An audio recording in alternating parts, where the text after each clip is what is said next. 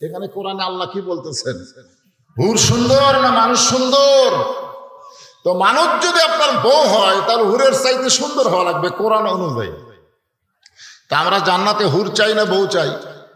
কথা কয় না। আরে মেয়ে মানুষের ওয়াজ হয়ে যাবে। জান্নাতে হুর চাই না বউ চাই? বউকে যদি আমরা জান্নাতে চাই, বউকে বইয়ের মতো আমাদেরকে সাইজ করার দরকার আছে না নাই? হ্যাঁ হ্যাঁ করা লাগবে, কথা বলা লাগবে। তো আল্লাহ তাআলা সর্বপ্রথম মাটি দিয়ে একটা মানুষকে তৈরি করলেন। সে মানুষ হলো আমাদের বাবা আদম আলাইহিস সালাম। মাটি দিয়ে তৈরি করছেন। কি দিয়া? মাটি। মাটি। এখন আমাদের বাংলাদেশে মানুষের ভিতরে কিন্তু আমাদের নবী, ঠিক কিনা বলেন?